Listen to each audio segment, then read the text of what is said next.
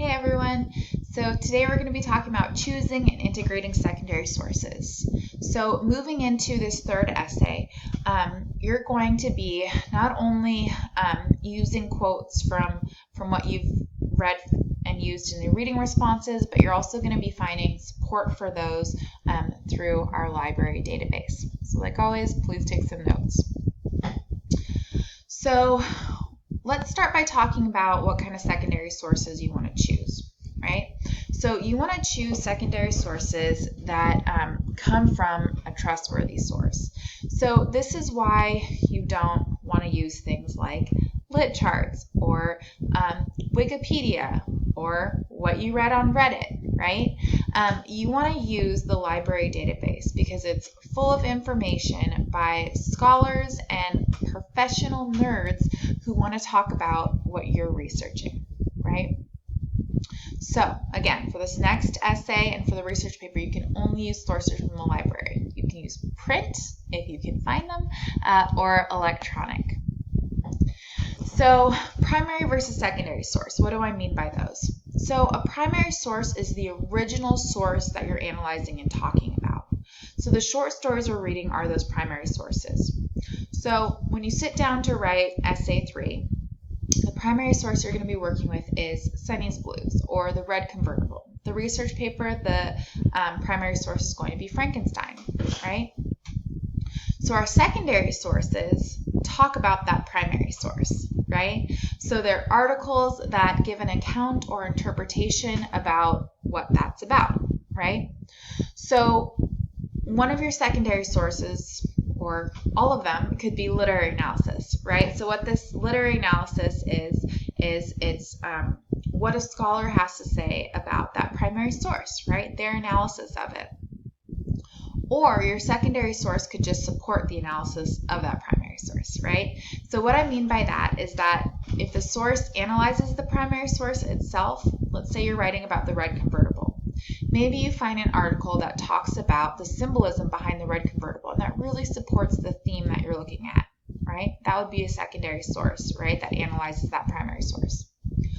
Or they support your analysis of the primary source, right? So maybe your analysis of the primary source, you're going to be doing some character analysis where you talk about how Henry might have PTSD. So you might want to find a secondary source that talks about PTSD so you can compare those symptoms to Henry to make your point and support that analysis. So we use these to back up our thesis and act as support about what we have to say. So you're going to be saying, hey, there's this theme, this is what it is, and it's supported with A, B, and C, right? These secondary sources are experts that say, hey, I had the same idea, right? And you take that same idea they had and you put it into your paper.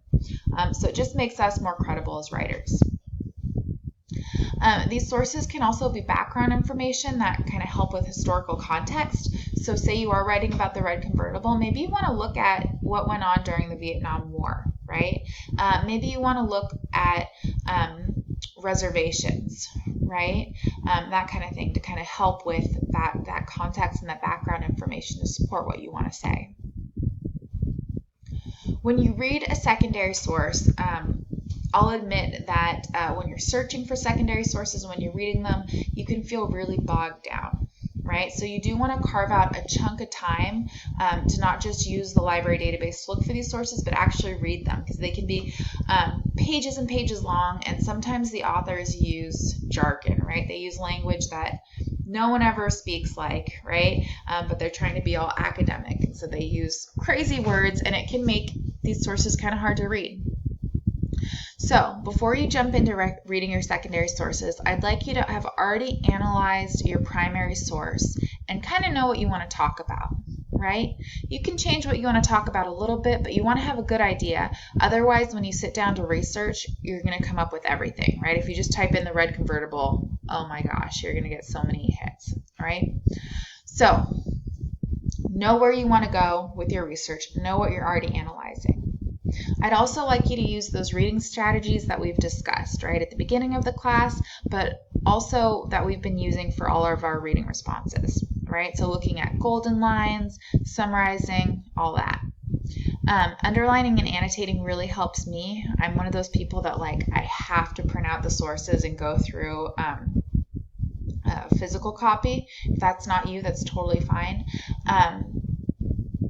I would say when reading secondary sources, use whatever reading strategies work for you, right? I gave you all these reading strategies that hopefully you'll carry on after this class.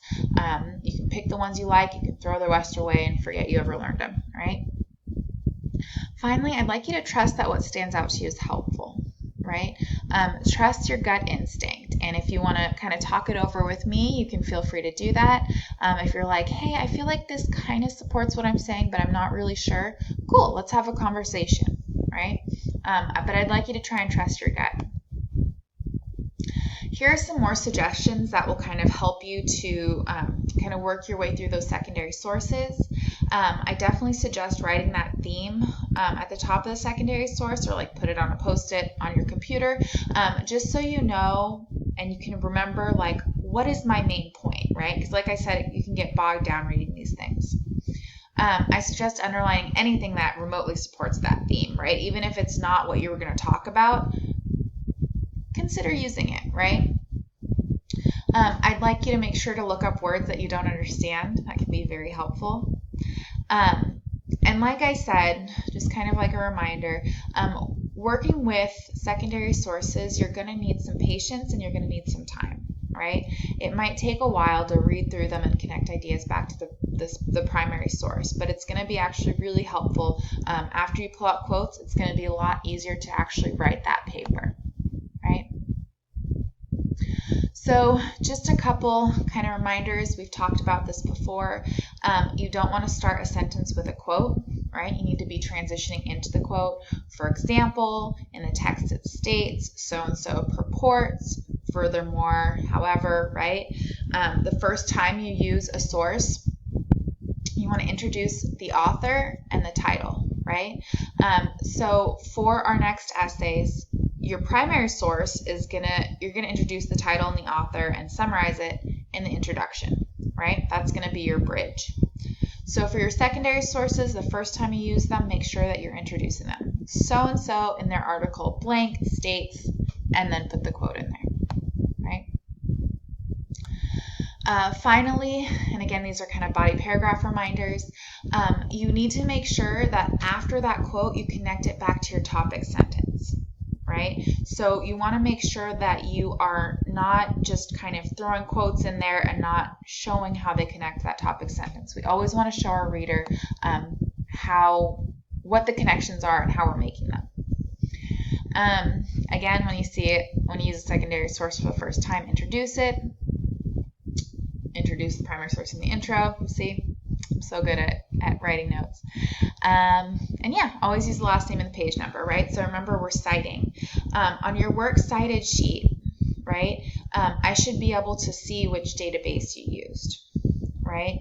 That's something that goes on your works cited page and your MLA citations, is the date you accessed it and where you got it. And that's really important to make sure that I can trace it back and to sort of cover yourself so you're not plagiarizing. Anyway, if you need any more resources about this, please feel free to let me know. We'll be kind of talking about it and looking at how you're integrating them as we look at your outline and your rough draft before we turn in the final draft. So please don't panic.